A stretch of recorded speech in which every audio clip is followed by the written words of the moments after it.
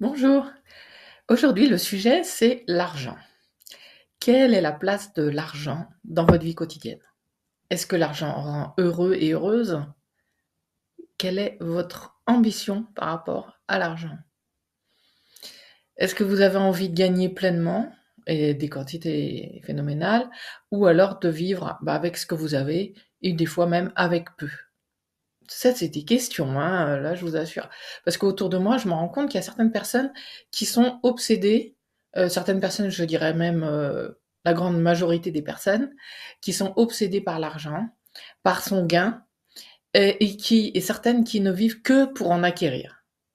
Il y a d'autres personnes qui, vivent au jour le jour par rapport à ce sujet.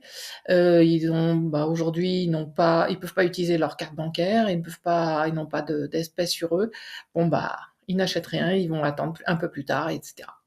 Qu'ils soient volontaires ou pas. Tout dépend de la situation économique de chacun. Et quand je pense à l'argent, je pense toujours à: «Argent, trop cher, la vie n'a pas de prix». Non, c'est pas la vie, c'est l'argent. Et il y a une phrase aussi qui revient régulièrement dans ma tête, c'est une petite phrase de Jean d'Ormesson, pour, le- pour qui je suis fan. L'argent ne fait pas le bonheur des riches, mais il fait le bonheur des pauvres. Est-ce que c'est vrai, pas vrai? Est-ce qu'on est d'accord ou pas? Ça c'est vraiment un sujet pour lequel j'aimerais bien parler pendant longtemps. Et je me pose souvent la question si l'argent, ce qu'il entraîne comment dire, un écart, une espèce d'inégalité entre les personnes ou pas? Est-ce que le fait d'avoir beaucoup d'argent, d'avoir beaucoup les moyens, est-ce que ça crée une distance avec des personnes qui n'en ont pas et qui n'ont pas la possibilité d'en avoir? C'est vraiment un sujet que j'adore parce que ça marque vraiment la société, l'argent. Et l'argent, soyons honnêtes, est un sujet vraiment très très très tabou. Tabou, c'est-à-dire, hein? C'est-à-dire, par exemple, les rémunérations, l'achat d'un bien. J'entends souvent les gens dire: «Oui, j'ai acheté une maison». Enfin, souvent, j'exagère. De temps en temps, les gens dire: «J'ai acheté une maison, ah, j'ai changé de salaire, j'ai évolué». «Ah bon, c'est combien?» «Ah non, je ne vais pas t'en parler». «Tu as acheté une maison, elle était chère?» «Mmh, j'ai réussi à l'acheter». «Ah bon, d'accord, mais?» Et donc il y a aussi il y a aussi des rémunérations, hein. Il n'y a pas que gagner de l'argent en travaillant, etc. Il y a d'autres manières d'en gagner. Alors quand on parle de rémunération, ça peut être aussi quand on a son compte. C'est pas forcément que les salaires qui font rentrer de l'argent chez soi. Ça peut être aussi des aides sociales. Donc il y a beaucoup beaucoup de sujets autour de l'argent. Mais ça reste très tabou.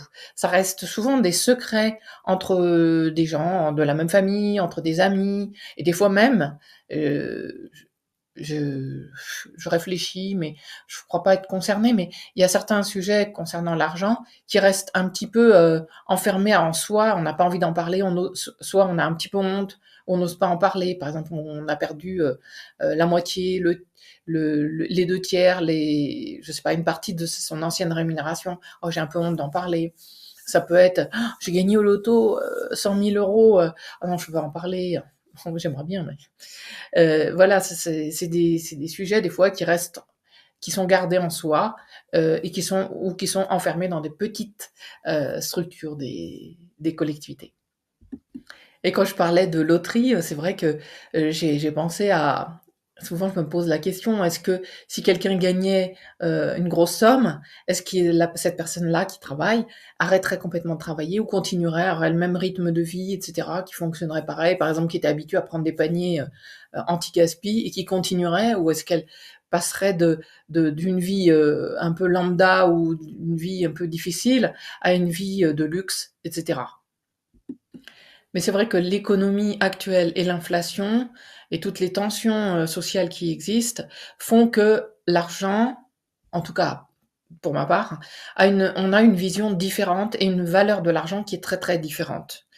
Il y a des choses qui sont complètement différentes, des valeurs de produits qui ont, par exemple, des prix qui ont énormément augmenté, des quantités qui ont diminué. Donc tout ça, c'est des calculs, des manières de voir les choses.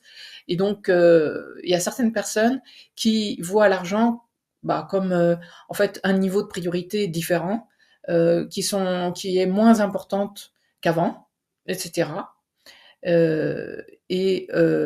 Pour finir, je voulais aussi évoquer le fait de recevoir, prêter et donner. Ça, c'est des choses qui, pour moi, sont très liées à l'argent. Recevoir, par exemple, quelqu'un nous fait un cadeau, nous donne une somme d'argent, alors qu'on n'avait rien demandé, on est waouh, on est trop content, ça fait plaisir, ça fait chaud au cœur, etc. Et il y a aussi le prêt, c'est-à-dire qu'on peut demander à un organisme financier, on peut demander à notre entourage, mais ça c'est notre volonté. Quand c'est imposé par l'entourage, bon, euh, c'est un petit peu difficile de devoir rembourser. Mais l'idée, c'est qu'il y a cette possibilité de prêter, et après il faut rembourser. Alors bon, bien sûr, si c'est des établissements bancaires, forcément il y a un taux d'intérêt, mais c'est quelque chose on est obligé d'accepter en fait. Et pour finir, il y a le don. C'est ça, moi, mon point principal. C'est-à-dire que pour moi, le don, c'est naturel, très, très utile et spontané. Enfin, donner, ça fait du bien, même si c'est pas donner forcément des millions. Ça peut être donner 5 euros à quelqu'un, la personne ne mange pas depuis 3 jours.